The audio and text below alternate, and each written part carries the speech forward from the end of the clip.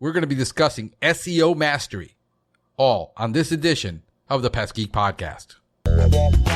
Pull out your hose and grab your can. We're about to integrate another Pest Geek Podcast. Hi, everybody. Frank Hernandez here, and welcome to the Pest Geek Podcast, bringing you the latest information on pests, products, and politics from today's leading industry sources to help you start, manage, and grow your pest control business. Hey, welcome back. Welcome back to another edition of the Pest Geek Podcast. I am your host, Frank Hernandez, here every week, and now every day, discussing all things pest. And I've got a new addition to the podcast. I got Mario Lazano, who's an SEO expert, actually, and he's going to be discussing an SEO mastery series that we're going to be covering here on a weekly basis to help you do your own SEO. I've taken you about as far as I can on that one, and he's going to be doing that. And I really hope you guys will tune in. This is going to be the Saturday podcast of the Pest Geek Podcast. But before I bring Mario on, I wanted to remind everybody to join in on the conversation. We got a Facebook group called the Pest Geek Podcast Listeners Group. Go ahead and register and sign up for that. Ask to be added. We're going to be discussing everything that goes on in the podcast. And that way you guys can comment on it, help us out, let us know what's working, what's not, how we can make this thing better for everybody. We're really, really, really excited about the contribution that a lot of people are making to this. And I believe it's going to be an awesome, awesome, awesome year for you guys to be able to grow and to be able to do a lot more things that we've been doing, taking training and taking education and news and things you can actually use to the next level. So without further ado, I want to bring on Mario Lazano. Okay, SEO podcast number 1. My name's Mario. I'm a local marketing expert. I'm located right outside Chicago, and I also owned and operated my own wildlife removal company, and that was started back in 2004, and now currently I just do marketing full-time. My dad runs the wildlife removal business. So I do know exactly what it takes in the pest control and wildlife removal niche to actually get your company to rank in organic listings and the local map pack. You might have seen map pack once was 7 spots and now it's only 3, so it's even harder to get in there. The majority of my clients that I have are not in the wildlife removal or pest control space. I believe it or not, I only have a few that are in that space. The majority of the clients that I do have are surgeons and lawyers and things like that. I actually do a lot of campaigns that are on a national basis. So the competition that I deal with on a day-to-day basis is very high. So the knowledge that I have is extremely beneficial to you if you just implement some of the tactics that I'm going to teach you and you put those in your website and get yourself, moving up the search engines. But before you can implement any of those tactics, you have to make sure that the foundation of your website is ready to withstand SEO efforts. Because if you start hammering your website with backlinks or anything like that and you don't know what you're doing, if you don't have a good safety net below, your website will get penalized. And if you do get penalized, then that means you kind of have to start over from scratch. And if it's a branded domain, you do not want that to happen. So in this first podcast, what I'm going to do is I'm going to go over a lot of the different things that you can do to make sure that your website is bulletproof. And then from there, we'll start getting into individual tactics that you can implement to start ranking your website better. Now, the things that we're going to talk about today, as far as the foundation, these foundational aspects will actually help your website rank in themselves. So when you start doing things like this, what you're going to do is you're going to create brand prominence, and Google will start recognizing you as a authority in your niche. And once you're recognized as an authority, they like to give reference to reputable companies. So if you're the big brand in your area, they will recommend you over smaller brands or maybe, websites that have just popped up and don't have that real trust factor behind them. Because right now, that is one of the biggest factors that Google has put into their patent is trust. So everything is kind of circulating around trust and theme. So if your website's already themed out, it's just the trust factor. Now, what I'm talking about today, I will have a reference sheet for you to go ahead and look over the sheet so you can go step by step, because I understand it's going to be very hard for you to implement anything from what I'm telling you if you have not seen it. So I do have a sheet, and with that sheet, we're going to go over each thing, but I will kind of reiterate it now for you. Basically, what we need to do is we need to establish a brand presence and establish that your company is a real entity. And by that, a lot of that has to do with your different profiles that are online. So your Facebook, your Twitter, your YouTube, and your Google Plus are going to be the most influential in establishing that brand prominence. Also, what you do inside those accounts is going to be very beneficial as well, because it's going to show that it's an actual business and it's not just a page that was set up and forgotten about. A lot of spammers will do that. They'll set up a page, they'll use it maybe to get a link on something, and they never use it again. And that's why a lot of those tactics are just devalued. So you want to make sure that everything you do online you're getting credit for, and there's value being pushed to your website. So the first thing we're going to have you do is, when you have a chance, get online. You're going to search your brand in Google search. So the same way you would search for a service, you're just going to put your brand name in there. Now, when you put your brand name in there, you have to take a look and see what is showing up. Now, if you have, there's 10 listings if it's a desktop, and if you're on mobile, they've shortened a lot of them to 6. So you need to make sure you're at least the top 5. Now, within those top 5, it should be your website. It could be a Facebook profile that belongs to you. It could be a citation source, which means it could be Yelp or Alignable or Crunchbase or something like that, something that gives reference to your company. If it does not, Google's not actually recognizing your brand name as an actual brand or a prominent brand in the industry. Another thing that would show up is when you do a search, does a knowledge graph pop up? Now, a knowledge graph is what you're going to see on the side, where it's going to have pictures of your business, a map, it's going to have your reviews. It will also aggregate if you have any reviews on other sources like your Facebook. So if you have ratings on your Facebook, do those aggregate in there? These are a lot of different signs that you can take a look at to see how is Google looking at your business. How do they see you? And, are they really establishing you as a real business, or are you just a website online?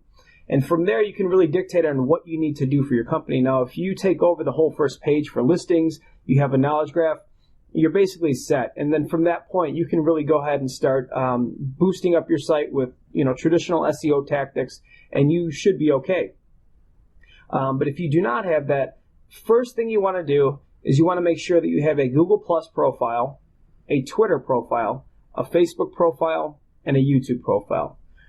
I would say the 2 most important of these would be obviously the Google Plus profile, because it is owned and connected to Google, and also YouTube, because YouTube is not only the second largest search engine out there, but it's also owned by Google as well. So everything that's done within YouTube, you're also getting credit for. Now, if you have some videos in there, of course that will help you, because I run ranking campaigns all the time where the sole goal is to get a YouTube video to rank in search when people are specifically searching on Google. However, there's so much that you can do inside your creator channel that will really tie these entities in together to give you that synergy to show that you're a real business with real profiles that are actually active. So I'm going to go down a couple steps of each one that you can do to start on now. So if you have a pen and paper, grab a pen and paper, write these steps down. If you don't, no problem. I will provide a link to all these different steps. First thing you want to do is in your Google Plus profile. If you have a business listing, you will have a Google Plus profile. It comes with every Gmail account. You're going to log into your Google Plus and make sure that, number one, you have a profile picture and a cover photo.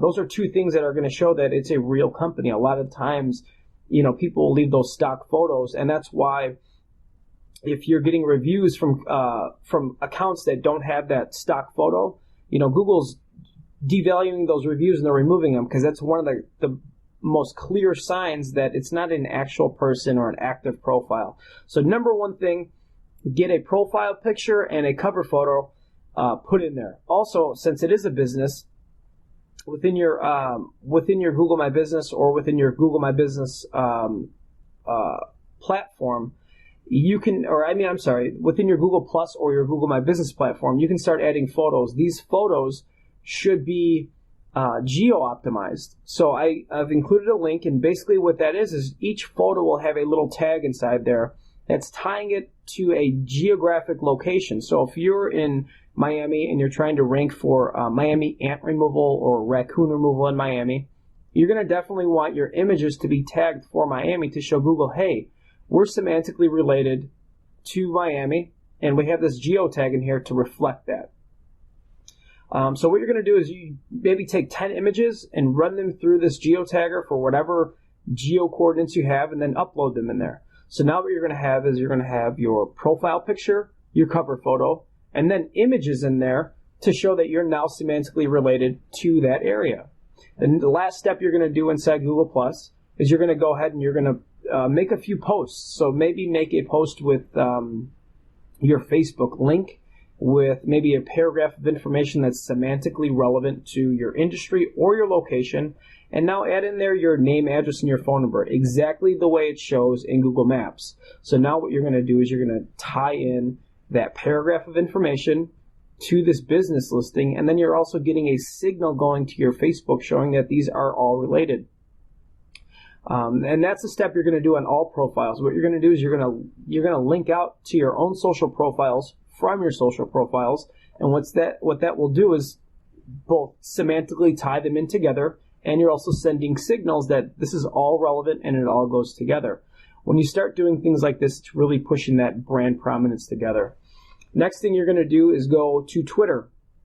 Twitter and Google, as of 2015, actually have a relationship together.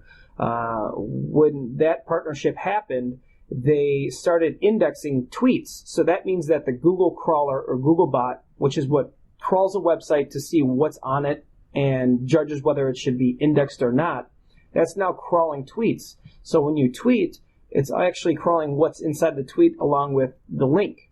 So what you're going to want to start doing is, from your Twitter, start tweeting out things that are semantically relevant. So, location relevance or industry relevance, and then put a link from one of your social profiles.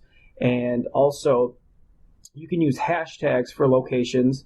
And then when you set up your Twitter, you're going to want to make sure and write this one down, that your location is clearly defined in both the bio and the location that you're tweeting from. So now you're going to have those extra signals for your geolocation, making you far more relevant to that area, opposed to just sending out a normal tweet. And then one quick tip on Twitter, what you're going to want to do is make sure that you're retweeting tweets from accounts that are relevant to what you do. So maybe one day you'll retweet something from your location, so maybe a Chamber of Commerce or something in that nature, and then the next day you retweet something that's just niche relevant. So you can just find another company, go ahead and tweet out, their information, and then from there, after you tweet out something twice, then go ahead and tweet yourself, one of your links or whatever you'd like to tweet out. It's part of their algorithm that there is a filter on brand new Twitter accounts. So your posts will not be crawled, indexed, or even shown until that you've actually validated that you're a real person. And now you can kind of see that all of this is tying in together, that it's all about signals and validation. To really get anything online, you have to really give before you get. So that's what you're going to want to do on Twitter, is make sure that you start looking like a real profile. You're tweeting, you're retweeting, using hashtags, and also using locations to start really giving relevance on that end now. Moving on to Facebook, what you're going to want to do is verify your account. So I will have a whole list of steps that you can use to verify your account. You're going to want to go into your general settings, do your page verification, and then they will ask for your phone number, and you'll verify through a phone call from Facebook. What that's going to do is put a blue check mark next to your company name. And on top of that, in the source code for your page, when Google's bot actually crawls that page, they now know that it's a verified business, which is going to give more prominence to that Facebook page and that brand. From there, you're going to do the same steps. So instead of reiterating it all again, you're just going to make sure that you post out, make different Facebook posts with things that are semantically relevant. So either your niche or your location. And then you're going to make sure that you add a link or two in from a citation source, which could be Yelp, or it could be Manta. It could be your YouTube channel. It can be your Twitter, whatever it may be, to start really tying all this in together. Lastly, we're going to talk about YouTube. So YouTube is, like I said, one of the more powerful ones. So when you're in YouTube, there's two things that you can do to supercharge your YouTube channel. There's the Creator Studio, and then there's also Customize Your Channel.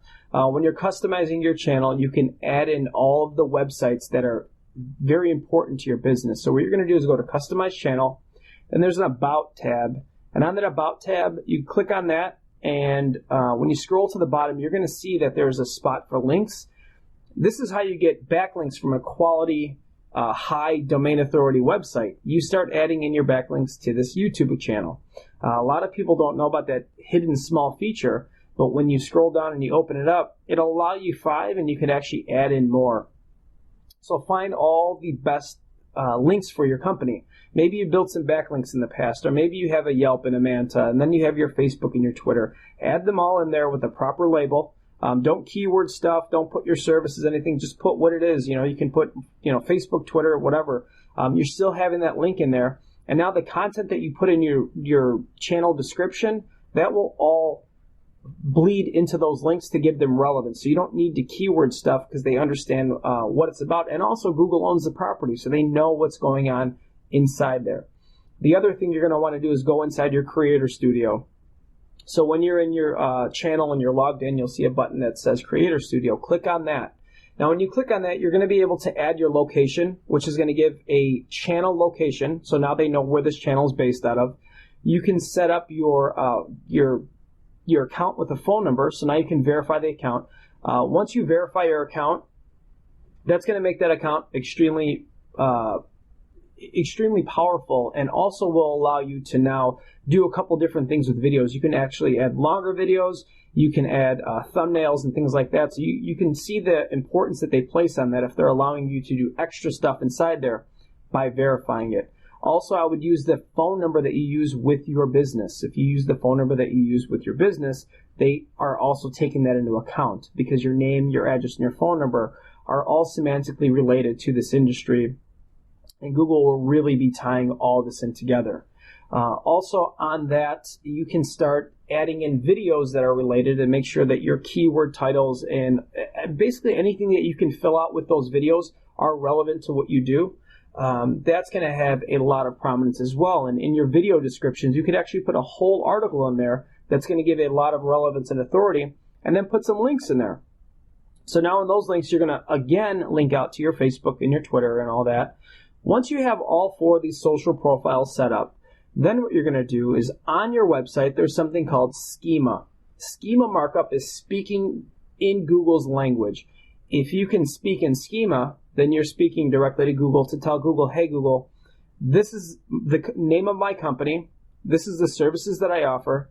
This is the location that I offer them in. And then you could also add in all your other information like your hours and your costs and your logo URL. And this is what ties all this in together so that immediately they know who you are. If there's signals happening on Facebook, your website's getting credit for it. If there's signals happening on Twitter, your website's getting credit for it. You don't have to link out to your website every time because now they know that you are semantically related to this entire entity. Once you have this established entity created, you can now start doing backlinks and things like that, guest posting, blog posts on other websites to get yourself more signals back. Because now you have that net under you to show that you're a real business. You're here to stay. You're not somebody who is here just to manipulate search rankings, to maybe sell some leads or do pay per lead. You're actually here to stay, and they really do appreciate that. And when you do all this for them and you're actually speaking in their language now, they're going to reward you, and they will reward you with rankings. They love schema code so much that they actually created and spent time and money on a tool that you can check your structured data to make sure that it's actually working correctly and there's no errors or there's warnings or anything like that. And if there are, you can fix them. I'll make sure that I leave all the links in here. If anybody has any questions, please feel free to drop a comment, drop a question, something like that. This will probably be the longest video that we do just because this is the ground foundation where everything will be brought together and built upon this whole entity that we're talking about now. But like I said, if anybody has questions, please drop them in a comment, something like that. You can shoot me a private message and I'll be glad to help you. And then I can cover those in the next video. and then the next page that I'll send out. So with every video, I'll be sending you a link, and with that link, it'll have everything broken down for you step by step, so I can make sure that you get the very most out of this, and you're actually getting these tactics down, you're learning, and your business is growing from this. If you have any questions, like I said, let me know. Everybody have a great day. Hey, folks, I hope you have enjoyed this edition of the Pest Geek Podcast. Thank you for listening to the Pest Geek Podcast. If you have enjoyed the Pest Geek Podcast, please give us a rating, write a review, or subscribe to the channel. You can join the Pest Geek Society by visiting pestgeekpodcast.com. Thank you for listening. See you next time.